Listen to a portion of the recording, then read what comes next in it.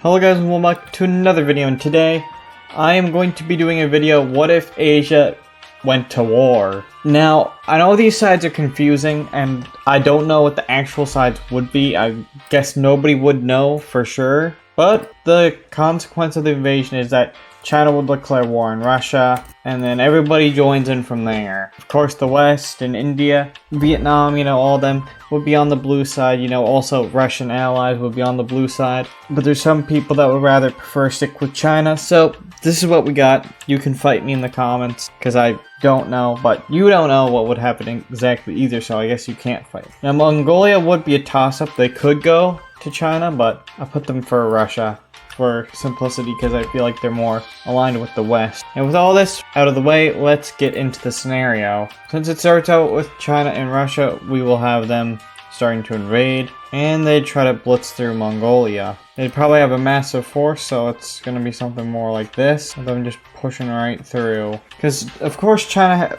and North Korea are going to have large armies. I mean, that's quite obvious. Also, nuclear war, yeah, this is not going to go nuclear. Like, that's the basic thing. It's not going to go nuclear. Don't think it's going to go nuclear. Over here, they're obviously going to get collapsed. Like, that country doesn't stand a chance, but they have a rivalry with another one, which is why they joined the blue team. Over here in Siberia, they would get more invaded, as China would just obliterate them. They'd also take the island of Sakhalin. There's not many Russian forces over here, so that's why they're having such a great time. What Russian forces are going to be going over, it's just taking them a while, but now they could probably fasten up and calm down that front line. They would try to push into Vietnam, which wouldn't go successful that much, but, Chinese troops go down, they take out Thailand. Indian troops go down, they take out Sri Lanka. And now they are going to start to push into Pakistan. Pakistan would be pretty good to defend itself, but India has the world's biggest population, so they're going to be able to do a push, and eventually their capital is fallen, and that would force them to surrender. Now, they made a small, teeny push into Afghanistan. They'll probably get kicked out of Afghanistan. Afghanistan's kind of not invadable, but we'll see. Over here, Yemen will get demolished. But what will Israel do over here? Because Israel's already kind of set up, and they kind of push through. That's pretty much as great as they can do. They would also connect up with Iraq and push down. That's pretty much as great as they can do here. I don't think Israel is that strong, and I don't think they'll keep getting supplied from the United States like they currently are. So we're gonna keep it like this for now, but note that their time might be coming. Georgia gets invaded, as well as Azerbaijan by the Russians, and also the Iranians.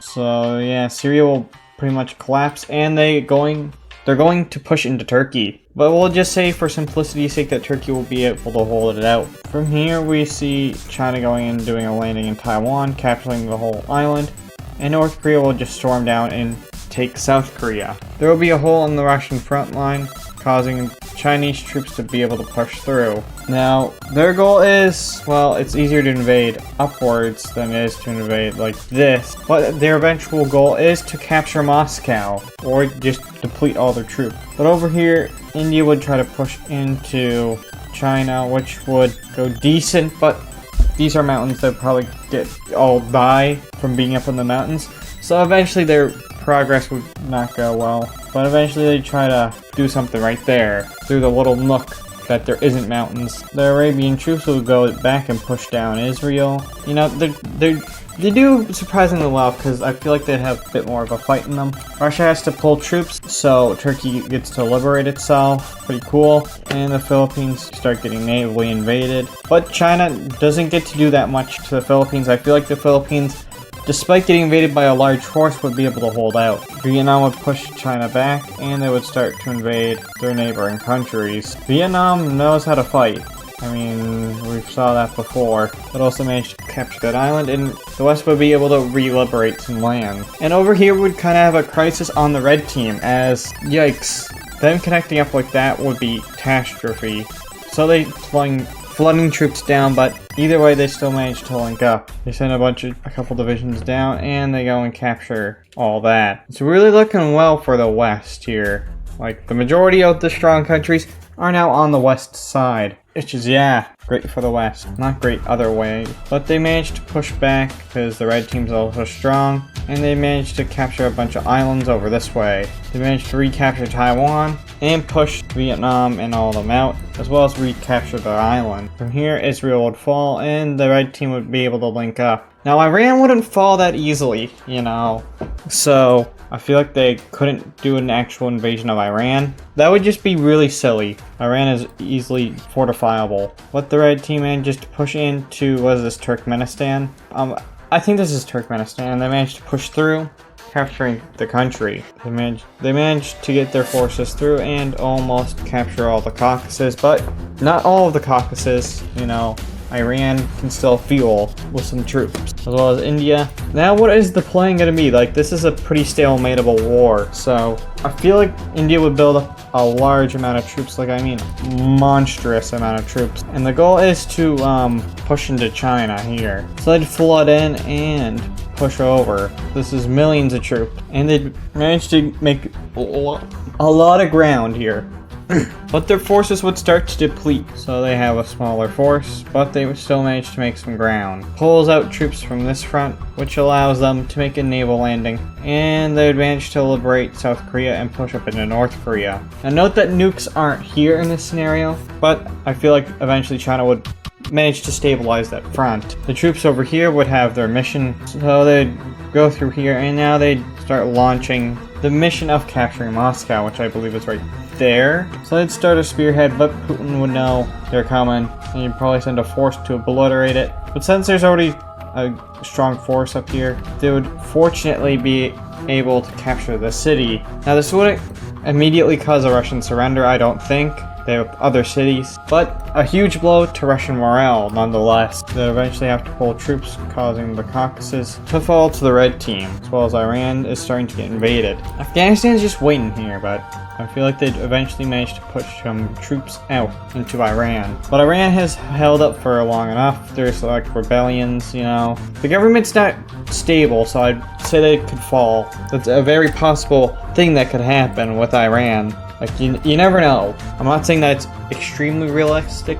I'm just saying that it's a possibility, you know. That eventually managed to capture it or link up the fronts. And Russia's looking like they might just surrender. They eventually managed to re-liberate Moscow though, so I guess they won't be surrendering, but they definitely will be fighting a long war. Eventually red team troops will manage to push up to here before they stalemate once again. But from here, India will be able to push up more ground, and now they are going to go, and their goal is to get Beijing, which is around right there ish. North Korea would fall and the blue team gets to push out. They managed to capture the city, although yeah, it's not easy to capture the city. They captured it, but it wasn't easy. It wasn't easy, guys. A lot of lives were cost, but they eventually managed to get it back, so it wouldn't matter anyways. This is looking very stalemateable still, so we're gonna say that they focus in on Russia, knocking Russia out of the war, meaning that they only have to worry about down here. That's the red team's goal. So with the largest ground invasion in history, they push in. They capture a bunch of large cities, including Moscow. They get the railway, and there's no more government here. For the first time, causes Russia to surrender. Now they have to worry about India and all that. So how will they do that? Well, over here they'd probably fall, let's just be honest here. That's not surviving. They managed to push them back out and down here. Now they wouldn't be able to fully kick them out, but they could make some huge progress towards that. They would obviously kick out the West from Korean Peninsula, you know. It's just a daily occurrence where they keep kicking them out. They managed to get Taiwan back, as well as pushing them back over here.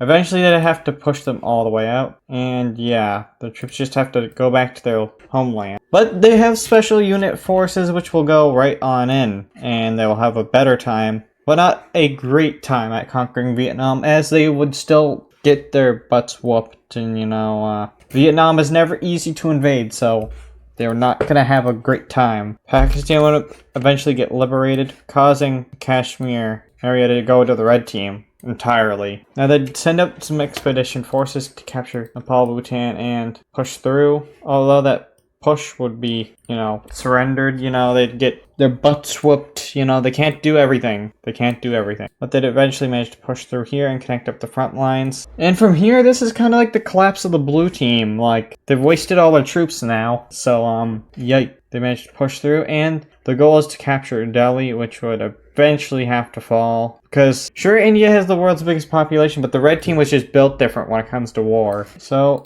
more countries will start surrendering. India will fall completely, and eventually so will Vietnam, And now the fight's just the west over here, or technically the most east. But I feel like, they'd eventually manage to push through here. I feel like the Japanese people will just surrender. I know that's unrealistic. The Philippines, yeah. Everybody's just gonna agree, let's stop this war. It is a monstrous war. Let's not do this no more. So, if Asia went to a civil war, technically that's a civil war, but if all of Asia went to war, with these teams, I'd say it's a red team victory. I guess I won't cover the peace deal because I feel like that would be highly controversial, but make your own peace deal in the comments or join the Discord and send me the map in the Discord. Links in the description. I hope you liked this video. If you did, make sure to hit that like button. If you really liked it, then make sure to subscribe. I will see you guys in another mapping video. Goodbye.